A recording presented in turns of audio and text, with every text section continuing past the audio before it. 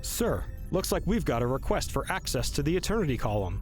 It's an out-of-system craft with a build I've never seen before. Interesting. Looks like a 2-pilot ship with 1 additional passenger. Do we have a read on where they're coming from? It's some planet I've never heard of. What's it called? Renton. Well, wherever they're from, their frequency is open.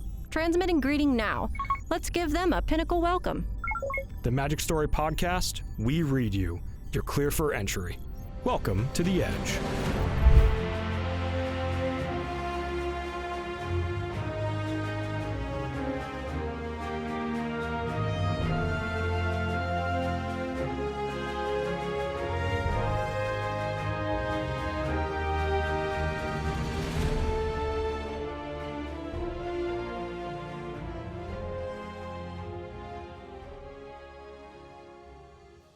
Listeners, Galactic Voyagers, and Planeswalkers of all origins, welcome back to the Magic Story Podcast. We're your guide to the Planes, characters, and stories of Magic's multiverse. As always, I'm your co-captain, Natalie. And I'm your other co-captain, Harless. And folks, it has never been a better time to be a Magic Story fan. We just showed off the first look of Edge of Eternities, which is, of course, the newest Magic set, which takes place in the far reaches of the multiverse. Now, while we've only shown off a handful of cards from the set, I can already feel myself being really pulled into this world. Pulled in? Are we sure that isn't the black hole at the center of the galaxy? Okay, that could be part of it. But the main reason is that this set is just very cool. It is. And that's why we wanted to put story front and center. So following the preview panel at MagicCon Las Vegas, we released the Planeswalker's Guide and the first episode of Edge of Eternity's main story, which is written by Seth Dickinson. And to make sure as many people as possible can experience it, we partnered with professional voice actor Jesse Inakala to narrate the entire main story and all of the side stories. That's a novel's worth of magic fiction for you to listen to as it releases. That's right. Now, with audiobooks rolling out over the next couple days, we want to make sure everyone is prepped for their journey into the Edge. Now, normally, this is where I'd say join us as we head into the multiverse, but this time we're going even further than that. We are. How about join us as we head into the Edge of Eternities? I like it. Let's go with that.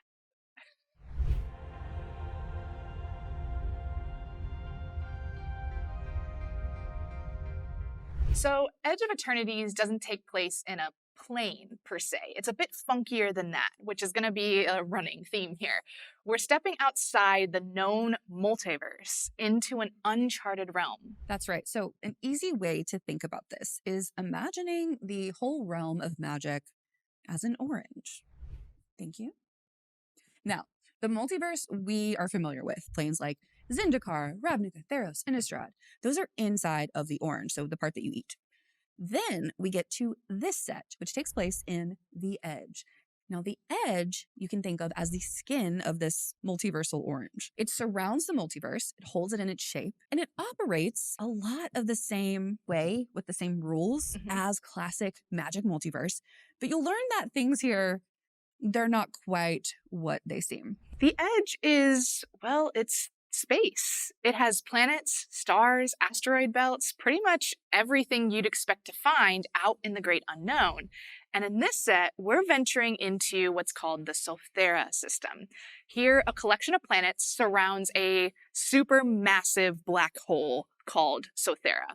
And the Edge is vaster than anything we've ever seen in Magic, and we're only getting a small glimpse at what it has to offer. There's a lot of classic Magic concepts that have been reinterpreted through the lens of science fantasy. That's right. So, for instance, we've already seen the Kav, which are a spacefaring version of Dominaria's Kavu. Now, while past Kavu were kind of these like mindless beasts, these are a grizzled species of miners. And we get insect folk, like on Ravnica, but here they're terramorphing planets rather than sticking to the sewers.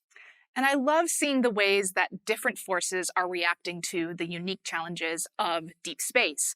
And in the story, the two largest forces are the Summists and the Monoists. These are cosmic faiths that are locked in an interstellar war.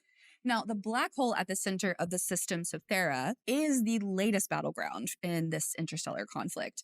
The monoists are feeding this black hole in hopes that it consumes all the planets surrounding it, while the summists are fighting this entropy however they can. They're currently trying to reignite this black hole and turn it back into a star. Hey, look, I'm prone to doom scrolling as much as the next person, but I have to wonder, why exactly do the monoists want to turn everything into black holes?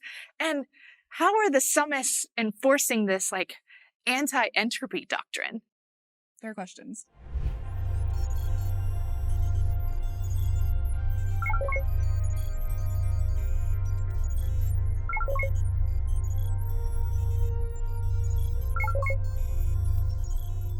So to help us explain the more esoteric aspects of this setting, we put out a call for an expert on anything and everything cosmic. And we certainly got one, with world-building game designer Laurel Pratt joining us for this interstellar adventure. Laurel, welcome to the podcast for the very first time. Thanks for having me, you guys. So tell us a little bit about what you do here at Wizards. So I started my journey at Wizards working on Foundations. I moved on to Aetherdrift for a bit, and then I was brought on to the Edge of Eternities to do both card concepting and later to lead creative text writing. So tell us a little bit about what card concepting entails. So card concepting is when we take mechanics that game design gives us, individual cards, and then we look at the world building that's already been done. So big shout out to Miguel, by the way, he was the set lead for the set. And we look at how best we can sort of marry these two things together. How can we exemplify the world building that we've put a lot of work into and make it make sense with these mechanics. I absolutely love card concepting. I think it's so fascinating. I know Neil, we've talked a little bit with Neil about it when we did Bloomborough and a couple other sets, and it's just so much goes into it, and it really has to, like you said, it has to fit in the world, but it also really has to make sense with that mechanic. And so what a challenge to do that for, I mean, hundreds of cards per set? Yeah. In like a 4-week period, I want to say that I'll read about like 80 cards. Wow. It's a lot. Wow. It's a lot. Yeah. Yeah. Hugely important job. And so I'm hoping to be able to talk a little bit more about these two warring faiths going on, the monoists and the summists. What can you tell us about them? So much. Let's look at the monoists first. So they would describe themselves as an entropic death cult. Their faith sort of centers around this idea of the next eternity, which is this kind of Elysian world that they believe exists when you fall into a supervoid or a black hole. Now, most people would tell you that falling into a black hole kills you, and they would tell you that's the point. But they would also tell you that inside this black hole is kind of their idea of salvation. It's sort of this embracing of fatalism. So if everything is someday going to collapse down into these black holes, then they would almost rather view that process as like a guiding hand towards a perfect world rather than some sort of inevitable tragedy. Now, the question, is it that they feel that, is this like the ultimate test of faith, where they aren't really sure what's on the other side of that or what happens next? And they're completely like accepting this blind faith that because this is inevitable, that it's right, and they should just submit to whatever happens after that? Or is it just the sheer act of flinging themselves into the black hole and just going with what they know is already going to happen? Or maybe a combination of both? I think that there is quite a bit of blind faith mixed in there. You know, they're, despite being called the monoist, probably not a full monolith. In fact, in the fiction, we'll see a character who's sort of wrestling with these ideals. But in general, they really do believe that this next eternity is waiting for them. They have this, most of their belief comes from this mythic figure that they have who's called the Immortal Faller, supposedly the first one to fall into a supervoid. The Immortal Faller has a song, which is said to be able to be heard, like divined from every supervoid. And I think sort of the idea there is that everyone will follow their own path, but they'll eventually all come and they'll unite on this final note of this song. And this final note is maybe the next eternity? Or the final note of this song. Yeah. What about the other, like the exact opposite of the monoists here, called the summists? The summists, if the monoists want to collapse everything down into one point, then the summists are expansionists. And I don't just mean that in a like taking over other people's planets kind of way. I mean, they might do that. But their actual ideology is around literal expansion. So they're combating the collapse of these supervoids and in fact, sometimes even attempting to reignite them into stars. Their goal is this idea of increasing the greater sum. It's this sort of utilitarian calculation that they run that they will put more out into the world than they will take away, which sounds really nice on the surface, but in that sort of dogmatic and unequivocal way, it can be applied to kind of justify anything so long as the outcome is greater than what is taken away. It's just math is what they would tell you and what they've certainly told their initiatives. It's interesting because I feel like that's also just like very human to be like my existence at all costs. Right? Like the continuation of the human race at all costs. And it's almost like baked into our DNA. It's like survival instinct is a big part of it, right? Yeah. So I think that's just so fascinating that they're so different. Yeah. Yeah. I just think it's fascinating that it's all about math, like you said, where it's like they think very logical, Yes, like very pragmatic. Very black and white for them for certain. Yeah. Yeah. It's just fascinating. But the summists and the monoists are not the only ones with their eyes on the supermassive prize here. There's one familiar face out here in the edge. It is time we turn our attention to Tesarette.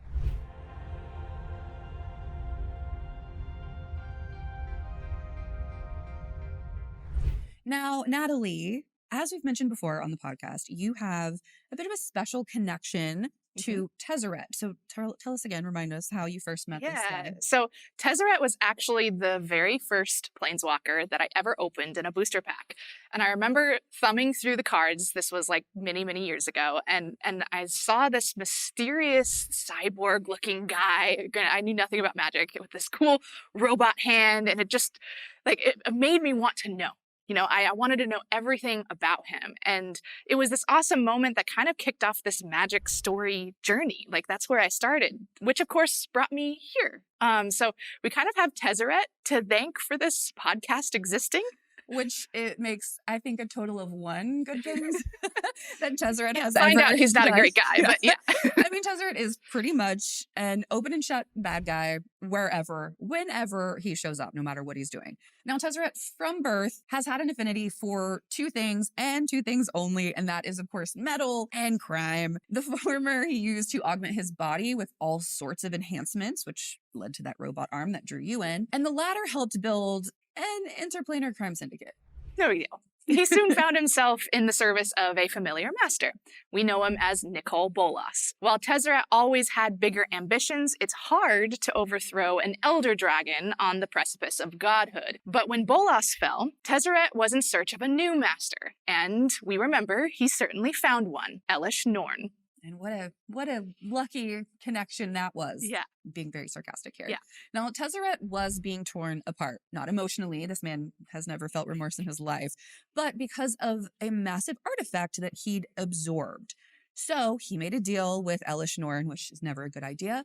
He would ferry her soldiers across the multiverse, and she would provide him with an indestructible dark steel body. So Tesarette did eventually get that dark steel body, even if it nearly killed him. Now he's striking out on his own, which means, well, more crime and more technology. And now we're wondering, what are his plans now that he's in this far out setting? This might surprise you, but it's more crime. Okay? He arrived in the Edge by yet unknown means. And immediately just got into that criminal business, making connections, illicit trade, all the good stuff. I'm not surprised. No. No. And I love that for him. We really do. His victims, not so much. It's nice to have a black and white baddie sometimes, you know? Yeah. Like, yeah. we don't have to say, well, but nope. We just go, oh, it's Tesarette doing bad stuff. Doing bad stuff. And now, in fact, has his sights on something grander on the horizon. But I can't tell you any more than that, because if I did, he would come to my house and kill me for giving him away. So instead, you're just going to have to read the fiction to find out what he's up to. But he has hired a couple of scum of the earth scoundrels to get that work done for him. Sounds very Tesarette. This type of people. Very Tesarette. Yeah. So on the topic of Tesarette, we revealed this card at MagicCon Las Vegas, but I just have to bring it up here. This is Tesarette Cruel Captain. This is, of course, the Planeswalker card for Tesarette in the set. This is the first time we're seeing a colorless Tesarette Planeswalker. He's normally mono blue, so that's super exciting. But what I really, as usual, want to draw your attention to is the art itself. I mean, it's just really, I love this pose. He feels more in power here than we've really seen him before. Absolutely. Like, he looks like he's not under someone's heel for once. Yeah, like check out that new dark steel body that he's got, you know? Like he's looking cooler than ever at this point. This is going to be a great addition to someone sitting in chair type is all I have to say. Oh, I'm ready. I'm ready. Absolutely. Yeah. And really a power pose here. Oh, yeah. Oh, absolutely. Quite the lean he's got going on there. I actually think I kind of have a similar art. No, this is his throne, absolutely. Yeah. You know, This is my throne. It's almost as powerful of a sit as Ob Nixilis. I was just about to say from Streets of New Capenna. Mm-hmm. Yeah, like that just gives Ob Nixilis vibes. Like that's my favorite sitting in a chair card, I have to say. With the suit and everything. Yeah, so good. So it sounds like everyone in the Edge is just trying their absolute best to seize phenomenal cosmic power. I've seen a handful of cards from this set, and they really give you like a sense of just the scale. Yeah, absolutely. And you see Sothera lingering in the background of space on basic land cards or massive ships on spacecraft cards. This is larger than pretty much anything we've seen in Magic. And that's just what we showed off at MagicCon Las Vegas. Now that we've met the power players of Sothera, I want to talk about what they're fighting for. Oh, it's nothing major. It's just the fate of existence itself. No big deal. Yeah.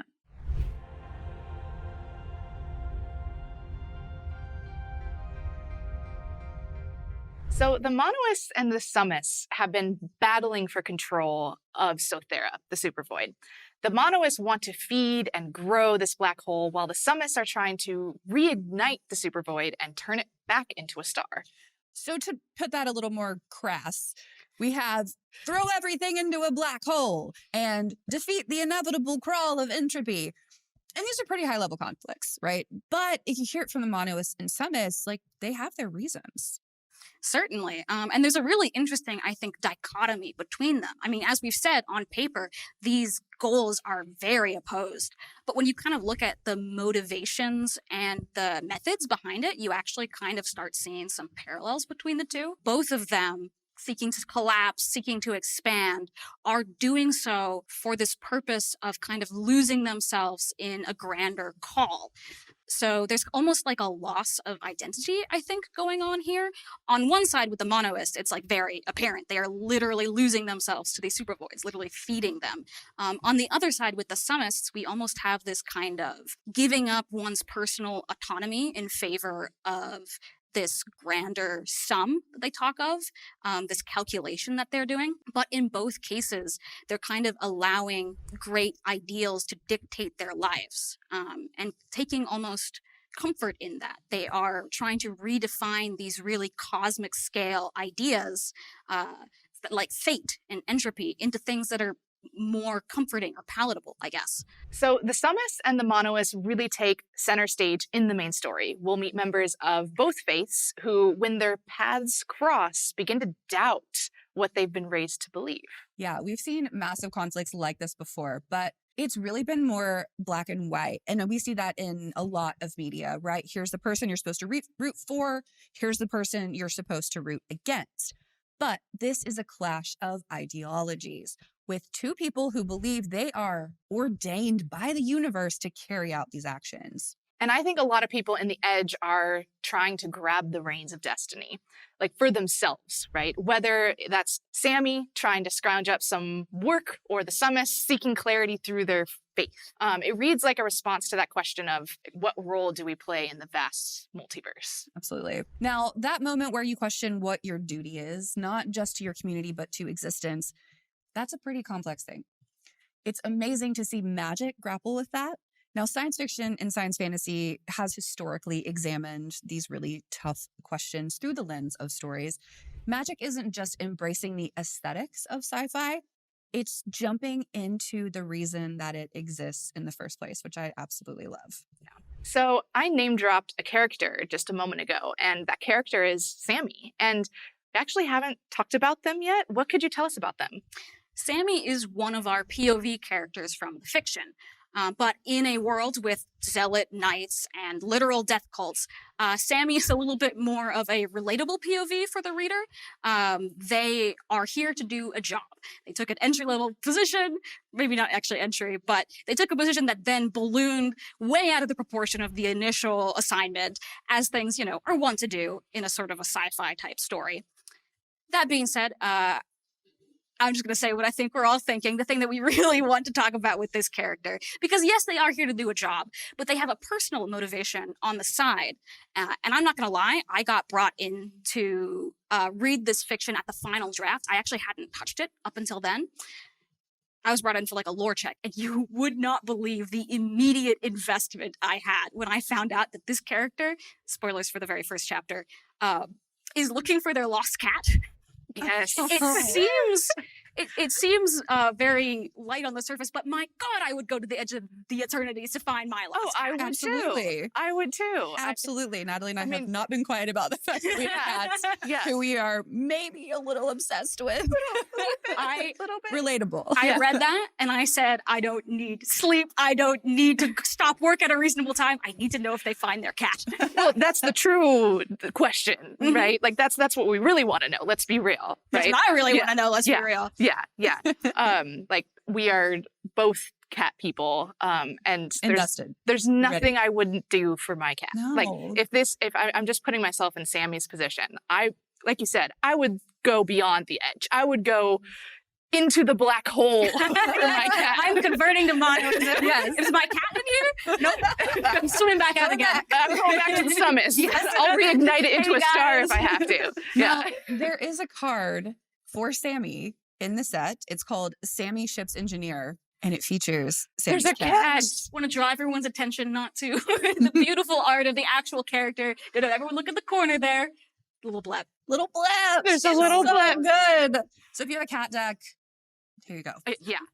It Get has ready. to go in there. Yeah.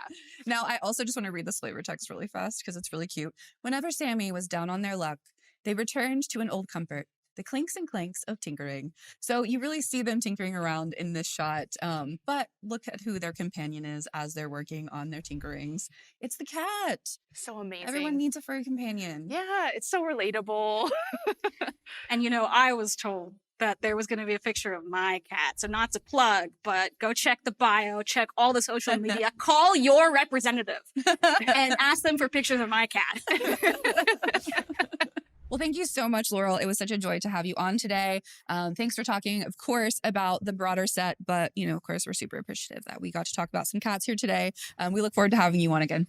Thank you so much. Yeah, I'm happy to come back and talk more about my cat. That's what the content you guys want, right? Oh, You're not wrong.